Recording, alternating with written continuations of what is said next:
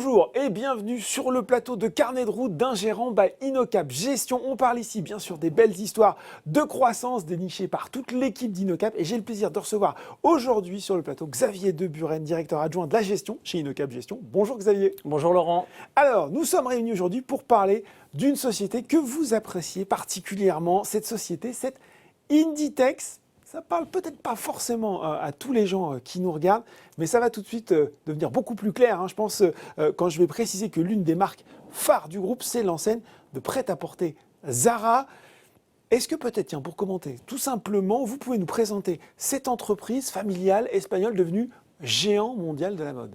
Oui, bien sûr, ce groupe est effectivement devenu le leader mondial incontesté de l'industrie textile qui se spécialise dans la mode à prix raisonnable. Alors, c'est un groupe qui a été créé en 1975 par monsieur Ortega, qui est d'ailleurs le principal actionnaire toujours du groupe, puisqu'il détient 65% du groupe avec sa fille. Et ce groupe se spécialise, c'est-à-dire qu'il crée, il fabrique et il distribue les vêtements de ces 8 marques. Vous avez évoqué bien sûr Zara, qui est la marque la plus connue et emblématique, emblématique du groupe, qui représente plus des 3/4 des ventes totales du groupe. Et puis il y a d'autres marques que l'on connaît évidemment, comme Massimo Dutti, Stradivarius ou Pull&Bear.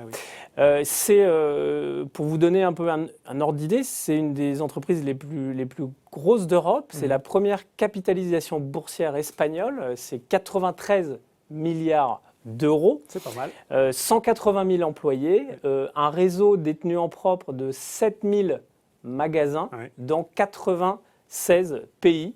Et le chiffre d'affaires, en gros, c'est 65% en Europe, dont 15% en Espagne, qui est le premier pays.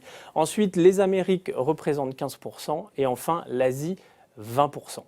Alors, vous l'avez dit, designé, créé, fabriqué, distribué. Quand on a préparé cet entretien, on a dit, moi, Inditex, je ne la vois pas forcément comme une entreprise de mode, mais comme une entreprise hyper efficace de logistique. Qu'est-ce que vous entendez par là, quoi? Inditex, c'est un peu le Amazon de la fringue, si j'ose cette image. Plus largement, quelles sont les clés de la réussite du groupe?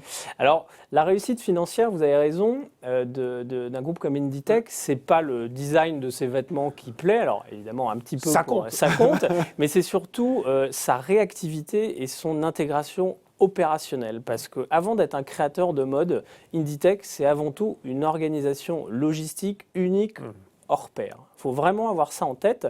C'est un modèle qui est redoutablement efficace et qui tient par cette capacité à s'ajuster extrêmement rapidement. Et en fait, il se concentre d'abord sur la maîtrise des coûts de stockage et des coûts logistiques avant de penser à l'optimisation des coûts de fabrication qui sont, je dirais, le schéma classique des entreprises du retail et du textile. Donc, ce qu'il faut comprendre, c'est que c'est un modèle qui est totalement intégré, qui est totalement connecté. Et donc, vous l'avez dit, pour vous illustrer un petit peu comment ça fonctionne, c'est que ça va de la création dans les propres studios du groupe, qui emploie pas moins de 300 stylistes et qui design près de 65 000 produits par an. Donc, c'est créé dans les studios du groupe, c'est confectionné dans les propres usines du groupe, puisqu'environ 85% de la production est faite en interne. Du côté de la logistique maintenant, tout est, je dirais, envoyé à travers le monde, dans toutes les boutiques à travers le monde, avec le propre réseau de transporteurs qui appartient au groupe. Et au final, les collections sont vendues dans les propres magasins du groupe, comme je l'ai dit en commençant. Ce qui est bluffant aussi, c'est que finalement ce modèle est tellement efficace, tellement intégré finalement par les consommateurs, que le groupe n'a presque pas besoin, allez c'est peut-être un peu excessif, mais presque pas besoin de faire de dépenses de marketing. Oui, c'est encore, je dirais, marque de fabrique une marque de fabrique d'Inditex, vous avez raison. Alors ça illustre d'abord, je pense, la stratégie du groupe, où comme je le disais, les dépenses sont concentrées surtout sur la logistique, sur la connectivité, sur le digital et sur l'expansion du réseau de magasins, et pas sur la publicité et le marketing. Et effectivement, ils ne font aucune publicité pour promouvoir les marques du groupe, ce qui est vraiment un phénomène absolument unique dans ce marché, dans cette industrie. Et en gros, les dépenses marketing représentent moins d'1% du chiffre d'affaires, alors que les concurrents dépensent 3 ou 4 fois plus. Et ces dépenses de publicité ne concernent que la marque Zara et qu'un seul pays, l'Espagne. Donc, dans les 95 autres pays et pour les autres marques, il n'y a pas de publicité. Et ce qui est incroyable, c'est que Zara est une des marques les plus connues au monde. Alors, ce qui est intéressant de voir également, c'est que sur ce modèle très intégré, on a des temps de création qui sont très courts. Effectivement, on l'a dit, hein, entre le moment où c'est designé dans les studios de création et où c'est présenté en magasin, il faut compter simplement 2 semaines. Et ça, je pense que c'est un élément très important pour comprendre cette efficacité compte combien pour les concurrents, industrielle. Environ, ils font compter entre 2 et 3 mois. Alors 2 semaines contre 2 à 3 mois. Exactement, c'est ça qui est assez incroyable. Ensuite, c'est produit dans des très petites séries. L'avantage de ça, c'est qu'on évite les invendus, on limite les promotions. Le taux de promotion chez Inditex est d'environ 15 à 20% du chiffre d'affaires, quand il est plutôt entre 35 et 40% chez les concurrents. Donc là aussi, ça vous montre bien que le modèle est concentré sur cette gestion du stock. Et puis, ça permet donc une rotation des stocks extrêmement élevée et un taux de renouvellement des collections qui est très rapide. Et finalement, il y a des nouveautés en permanence dans les magasins d'Inditex et notamment de Zara. Et ça oblige les consommateurs et les consommatrices à revenir très régulièrement. Et en gros, un client de Zara vient 15 fois par an en moyenne dans un magasin, quand normalement les clients vont 3 ou 4 fois par an dans les mêmes magasins d'une même enseigne par an. Bon, c'est redoutable d'efficacité. J'imagine que toute cette excellence opérationnelle, forcément, elle se retrouve dans les comptes du groupe. Évidemment, d'un point de vue financier, l'exécution est tout aussi remarquable, puisque depuis 20 ans, le groupe a enchaîné des croissances supérieures à 10%, des croissances organiques supérieures à 10% par an. Croissance en interne, sans acquisition. Depuis 20 ans. Elle affiche des marges brutes supérieures à 50%. Et en termes de création de valeur, là aussi, on a un retour sur capitaux employés annuels depuis 20 ans qui est supérieur à 40%. Donc ce sont des chiffres qui parlent d'eux-mêmes. Ôtez-moi d'un doute quand même, Xavier, la crise sanitaire en 2020, Europe confinée, magasins fermés, est-ce que ça, c'est pas venu comme un gros grain de sable dans les rouages bien huilés d'Inditex ? Je dirais pas vraiment. Pas vraiment. Pas vraiment, parce que si on regarde d'un point de vue consolidé, alors malgré le fait qu'ils ont enregistré leur première perte opérationnelle depuis l'introduction en bourse en 2001, donc ils ont perdu de l'argent pour la première fois au premier trimestre de l'année 2020. Mais si on regarde l'exercice consolidé de 2020, je pense que ça illustre bien la résilience du groupe aujourd'hui dans un environnement économique dégradé, puisque le chiffre d'affaires de 20,4 milliards d'euros, finalement, n'a baissé que de 28%, malgré évidemment tout ce qu'on a connu et la très grande majorité des fermetures de magasins qui ont été imposées.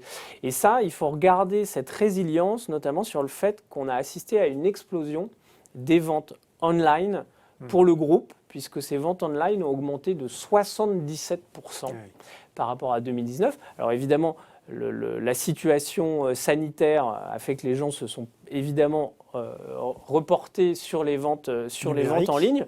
Mais aujourd'hui, Inditex s'était fixé des objectifs à long terme d'atteindre 25% de ses ventes sur la partie online. En 2020, ça a représenté plus d'un tiers. Donc, il est très important de comprendre que cette crise sanitaire, elle a permis 3 choses. Elle a permis à Inditex de gagner des parts de marché, puisqu'il y a pas mal d'enseignes en difficulté qui ont perdu, qui ont fermé. Voire qui ont fermé, qui ont fait faillite, il faut le dire. Le deuxième point, c'est que ça a permis à Inditex d'accélérer l'optimisation de son réseau, puisqu'ils ont enclenché un programme d'optimisation du réseau qui va passer par la fermeture de 1200 magasins, souvent les plus petits, les moins bien placés peut-être, d'ici 2022 et réouvrir dans le même temps 450 nouveaux magasins selon des nouveaux formats qui vont intégrer des plateformes de vente digitale dans des magasins physiques.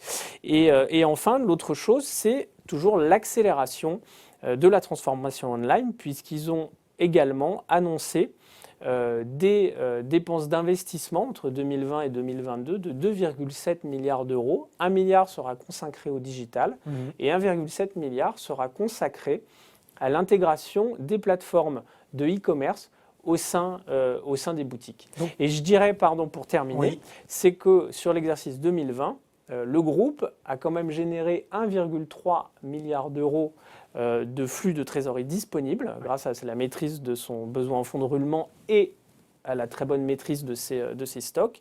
Et le groupe est en très bonne santé financière puisqu'il dispose à fin 2020 de 7 milliards de trésorerie nette. 7 milliards de trésorerie nette et puis une année 2020 qui a été mise à profit pour accélérer la numérisation. On parle de mode quand même, on parle même parfois de fast fashion, une mode qui a la croisée de nombreux questionnements sur son impact sur l'environnement, les conditions dans lesquelles travaillent les gens qui produisent ces vêtements et on se dit tiens, là, comment va s'inscrire le modèle d'Inditex vis-à-vis de ces fameux critères ESG dont on parle de plus en plus pour environnementaux, sociaux, sociétaux et de gouvernance qui occupent une part croissante à la fois pour vous dans votre métier, mais aussi même maintenant pour les investisseurs particuliers. Alors vous avez tout à fait raison d'évoquer ce point-là parce que il est clair que ces enjeux sont très importants puisque, vous le savez, ce secteur, il y a une dizaine d'années, s'est retrouvé au sein de controverses majeures sur les conditions de travail, sur le respect des droits de l'homme chez un certain nombre de sous-traitants, surtout asiatiques. Et donc, il est évident qu'il y a une volonté réelle de la part de ces grands acteurs, évidemment Inditex en tête, de, faire changer les choses et vraiment vigilant. Donc, qu'est-ce qu'a fait Inditex et qu'est-ce que fait Inditex depuis quelques années maintenant? C'est qu'ils ont mis en place des process et des initiatives.